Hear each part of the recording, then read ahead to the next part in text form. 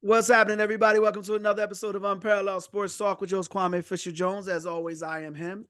And today I am joined by my cohort mate, my classmate, a future AD in NCAA sports, if they're still going to have one, John Paschal, also known as Buck Paschal, also known as my man JP. What's going on, Jay? Hey, thank you, Kwame, for having me on the show. I'm super excited to talk some college football, or as I've been thinking about it as of late, semi-pro NFL.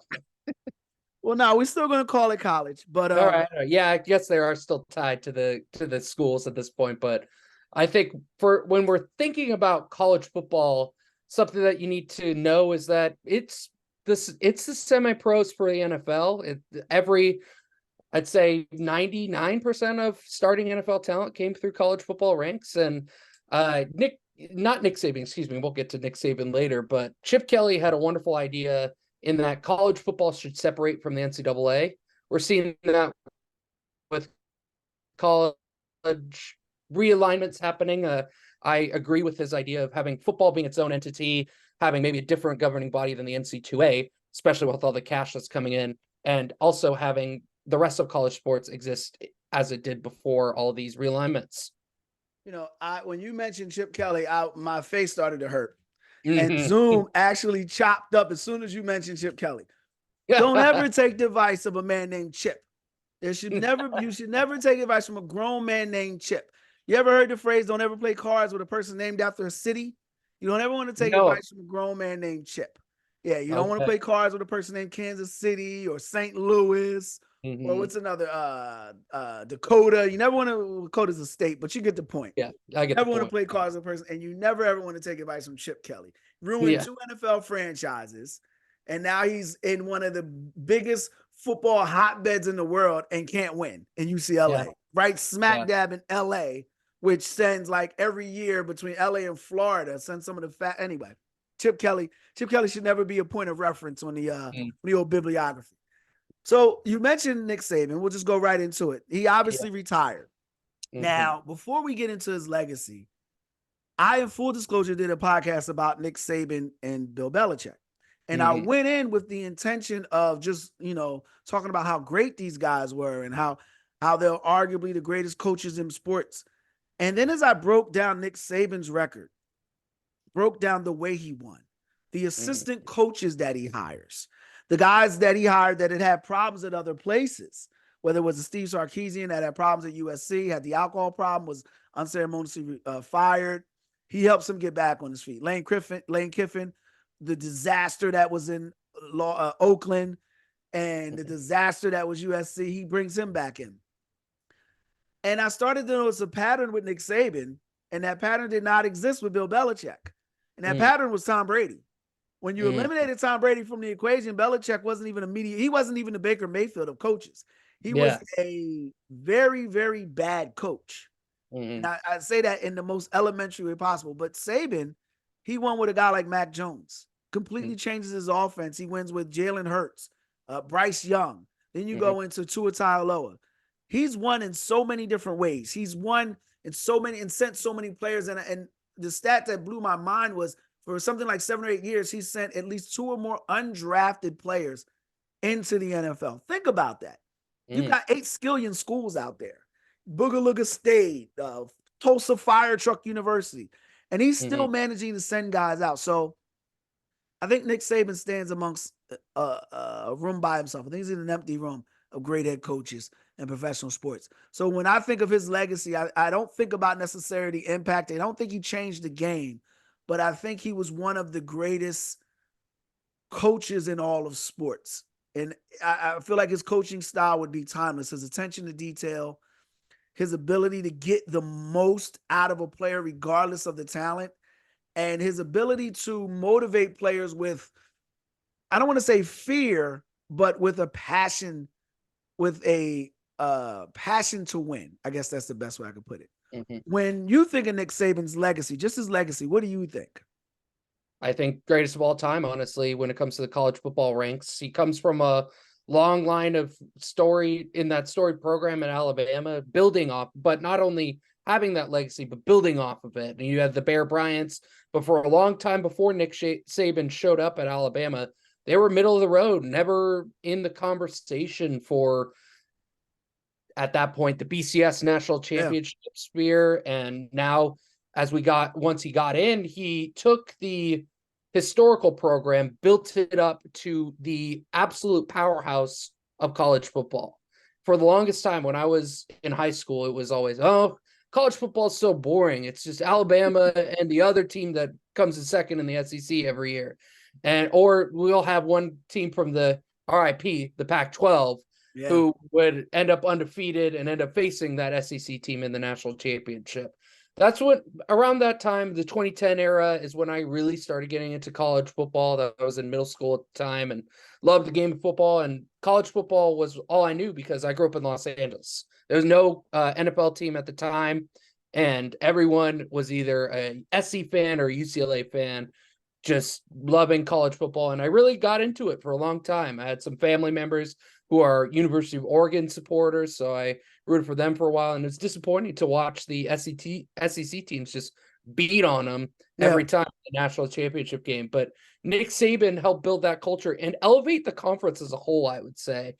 Just having his prowess in recruiting and talent development, going back to what you said about Alabama giving two players undrafted into the NFL draft. That's a matter of talent development. And some people are good recruiters. Some people are good at developing talent, but Nick Saban was both. So that legacy, to me, makes him the best coach of all time when it comes to college football. Well, we were talking in the pre-show meeting, you mentioned Pete Carroll, and I forgot you were from SoCal. So I was there. I actually worked.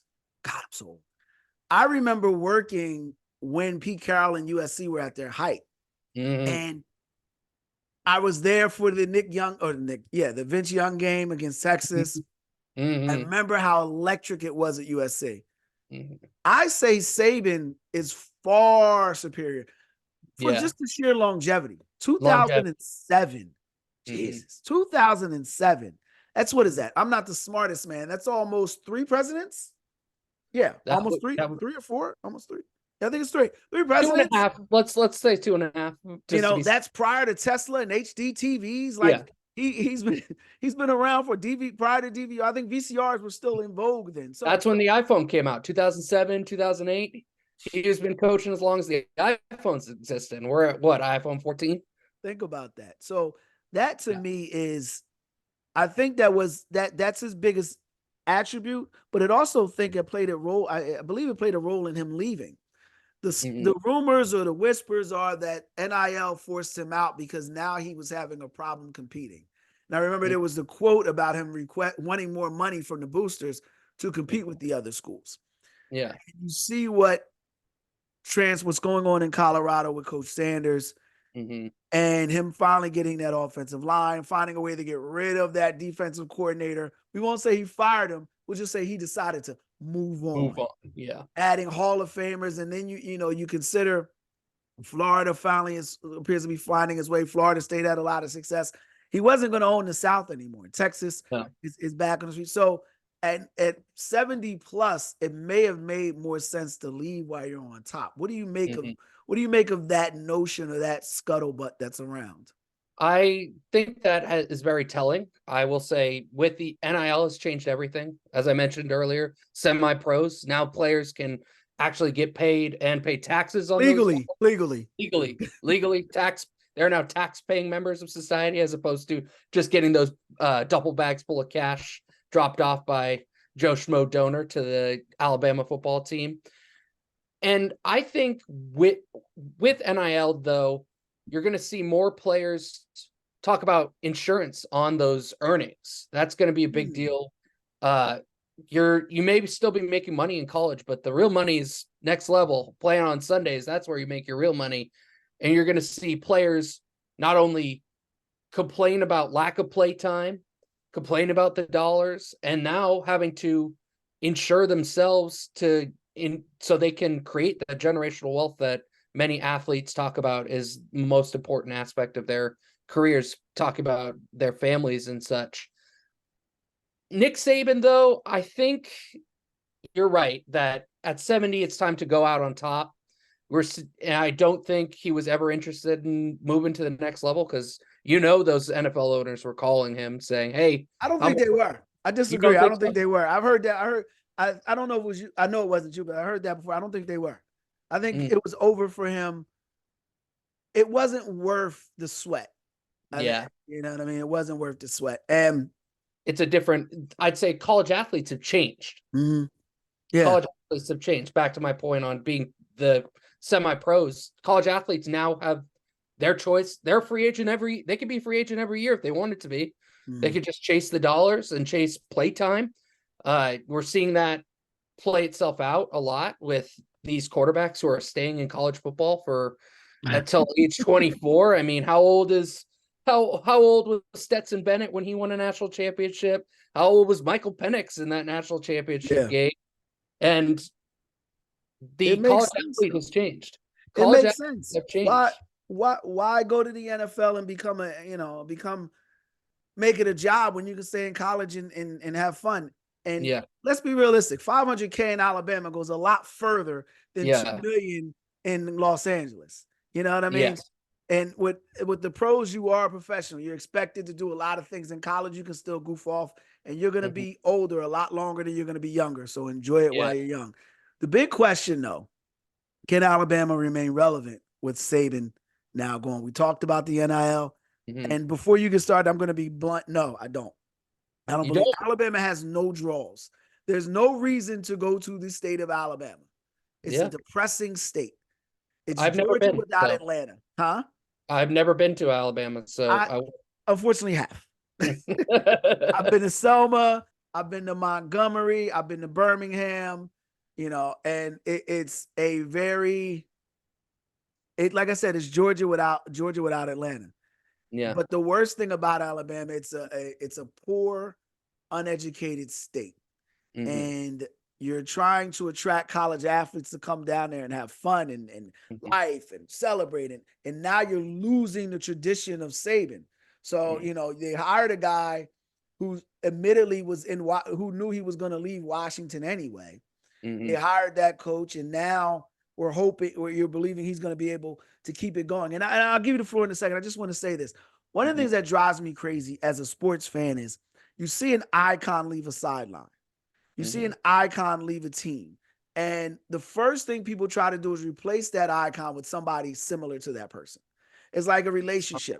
Your favorite, you love this chick, you want to give the world to her, and then she jumps up and leaves. So what do? You go out and get a woman that looks just like her, that dresses just like her, because she's going to be what you lost. And that winds up being a catastrophic disaster. And you learn early. You learn that you gotta start new. You gotta go someplace new. That's what they should have did with Alabama. They should have went with a younger coach, someone who would be completely different than Saban. A guy that, that old phrase, hungry dogs run faster, a guy hungry for his first opportunity. They didn't do that. I think that's gonna be the pitchfork for them. I think that's what's gonna hurt them. What say you? I agree with you on that.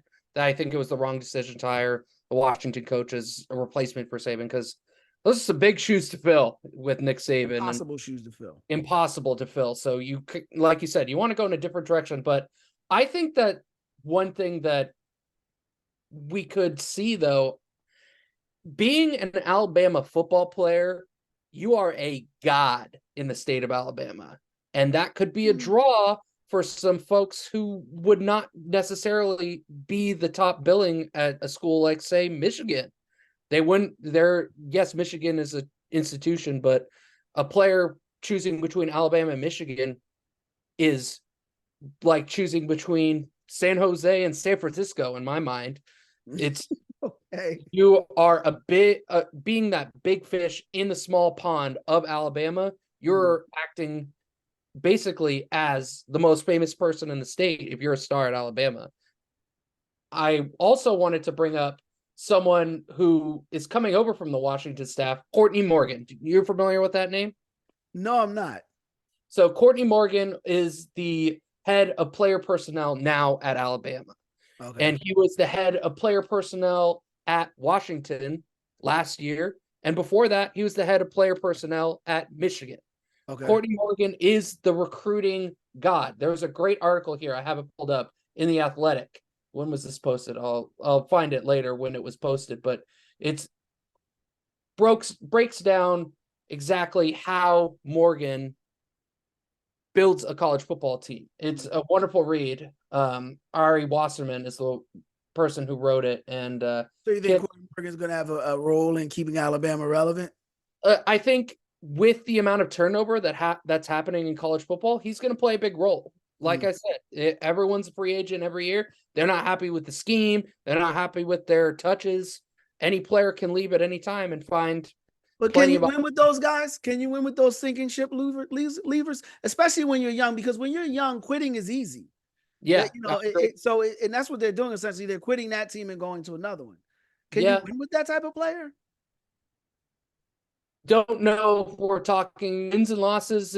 That's honestly a flip of the coin on the field. But I think when it comes to not evaluating talent, developing talent, that could be detrimental. But honestly, look at what teams have been doing in pro sports. A lot of you find a good player. You still have a great player in Jalen Milroe. Jalen Milroe's quarterback at Alabama. He's one of the Heisman favorites, I would say, heading into next year. If you put together a team around Jalen Milroe, who cares who those players are catching the passes? If they can get open, he'll find them, or he'll break out of the pocket and throw deep on a scramble drill. It's just a matter of being able to build around that cornerstone player. But you're only going to have that guy for about an hour, and you still got 59, or you still got 11 other hours to fill. I get what you're saying. I just, and this is a major problem. You mentioned Michigan, and we can transition to that. Mm-hmm. The one good thing that college football offers is you get a chance to reload. Mm-hmm.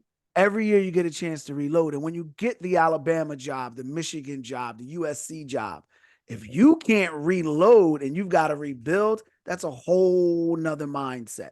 Yeah, true. Saw that happen with Pete Carroll. Mm-hmm. And now I believe we're going to see that happen in Michigan with, was it Sharon Williams, I think, got the job?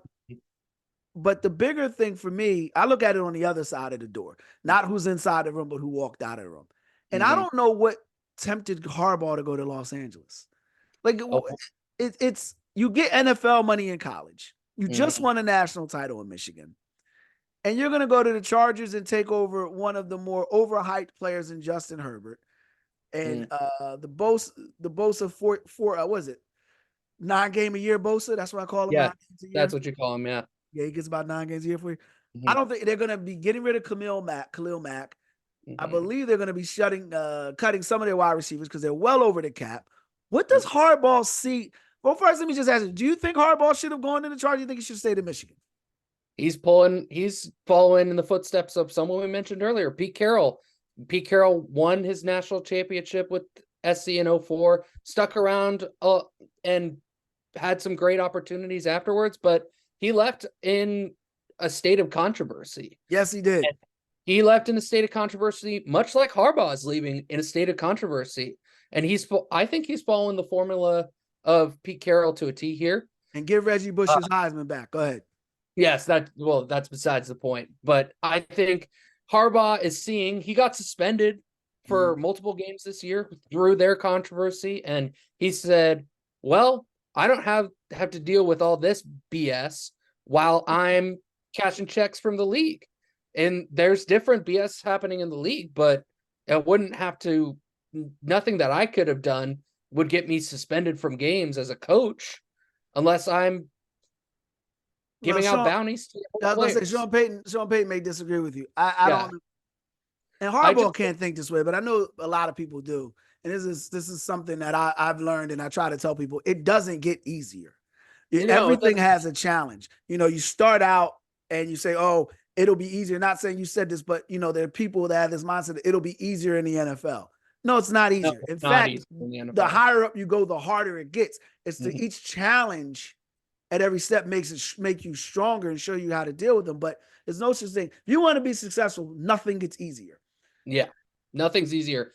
I agree that nothing gets easier, and it's not going to be a cakewalk, him going to the league. But Harbaugh's first bit in the NFL, he left because Jed York and Trent Baalke were trying to run the show, and Harbaugh wanted to run the show.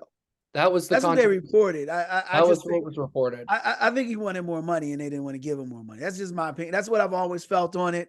That I just don't think, because if you're going to be part of a pillar franchise, you're not going to be the only chef in the kitchen. There's going to be other cooks. There'll be other cooks, but one of my coworkers, who's a very avid 49ers fan, told me a story about how Jed York wanted to sit in on a football meeting at one point, and Harbaugh said, "Absolutely not. This is football only. You can go. Please don't bother us, Mr. Owner of the team. Yeah. Please don't bother us." So that ended their relationship, but I think that has everything to do with why he chose the Chargers, though, because Dean Spanos is a non-hands-on owner in the NFL. Granted, Harbaugh's not the GM there, but the owner's not going to be stopping by and saying, "Oh, what kind of scheme do we got going next week against the Chiefs? How are we going to contain Patrick Mahomes?"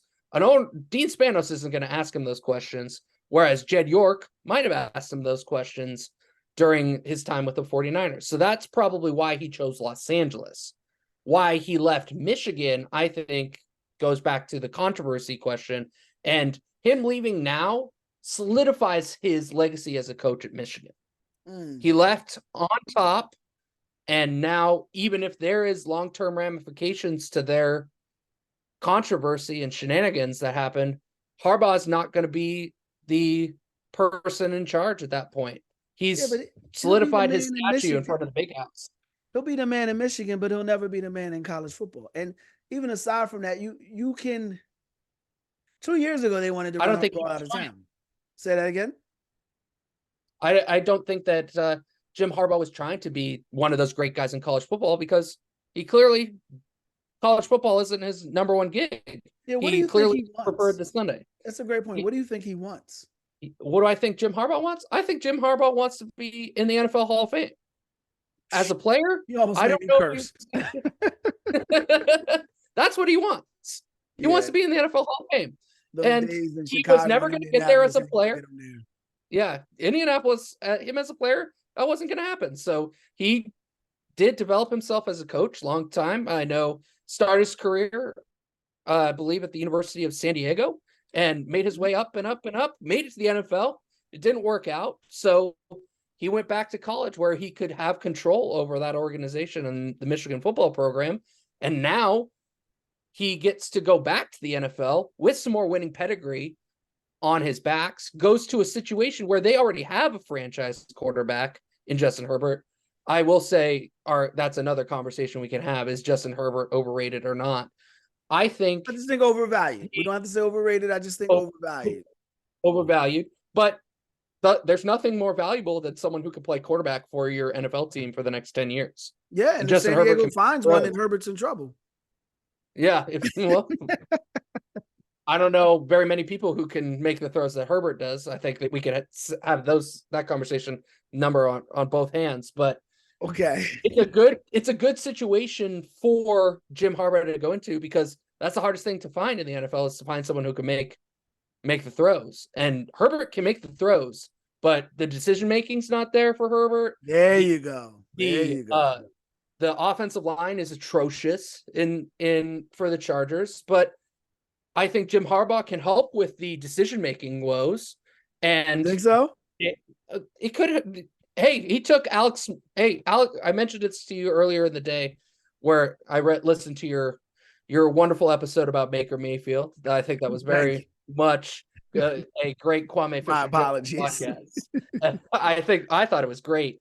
And I made the equivalency in that message that Baker Mayfield is Alex Smith, and Jim Harbaugh took Alex Smith, a top-rated quarterback prospect who had troubles with 7 different offensive coordinators in 7 years. Jim Harbaugh brings his system in to San Francisco, and Alex Smith goes from a lame duck quarterback who is a bust to a Pro Bowl level quarterback, playoff team immediately. So I think Jim Harbaugh has shown that if he can bring his system in, I think Justin Herbert, yeah, I feel a little crazy saying this. I wouldn't surprise me if Justin Herbert ends up being a Pro Bowler next year.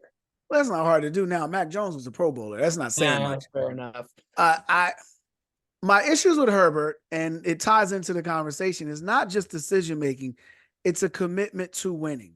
See, one of the things that made Tom Brady great was, yeah, he could make a lot of the throws, but he always made the right throws. Yeah. He always made the right throw. So, it's fine to be a gunslinger if it calls for it, but just be a guy that knows when to shoot.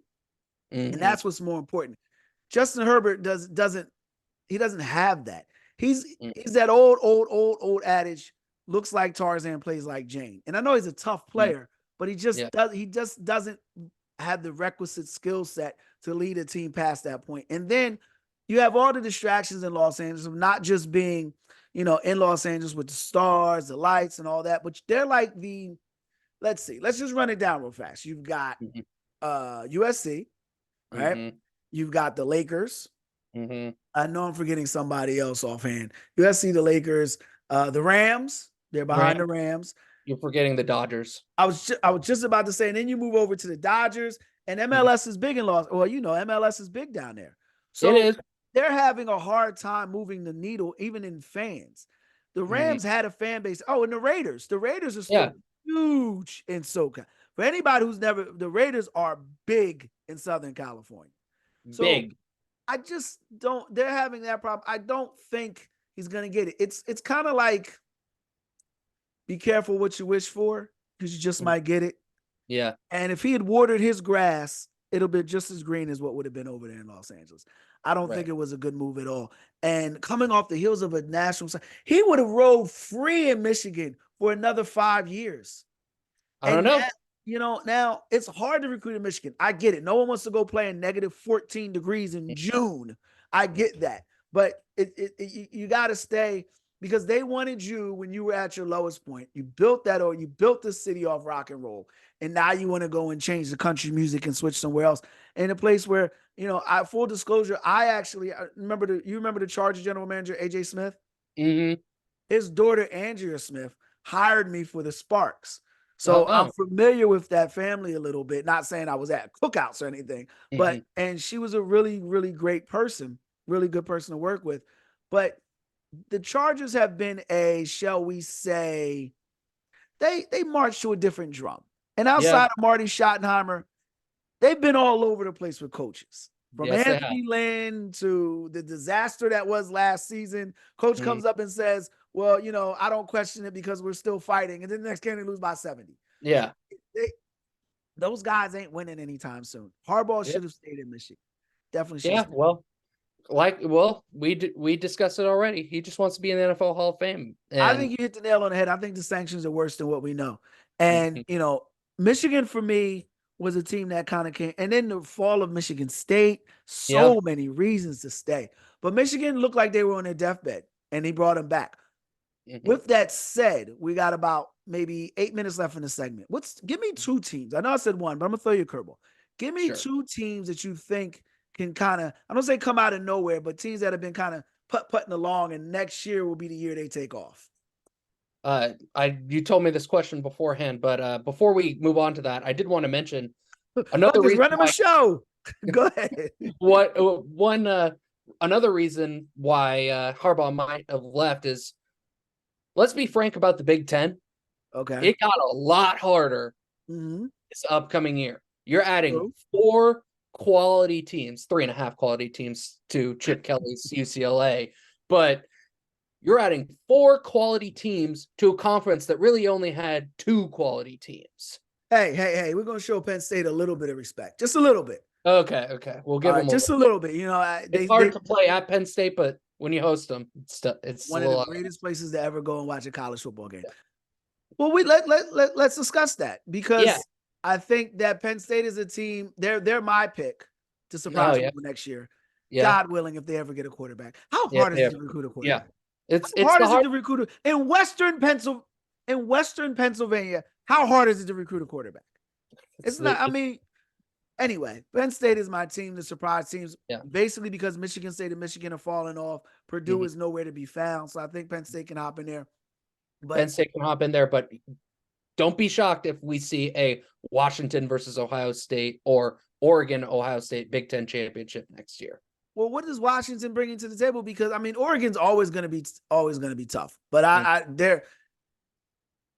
And I hate to say this right. Well, no, I was about to say they're too pretty. They don't want to. Yeah. It's like a white man can't jump. I don't want to get dirty. I can't get. I got the crisp green, lime yellow, sickle green, purple uniform on. Look at me. That's what Oregon State is. So they're always going to lose that tough game. Yeah, but Washington's losing Penix. They lost their coach. Yep. I believe they're losing about 2 or 3 defensive starters as well. What about them do you think is going to keep them around?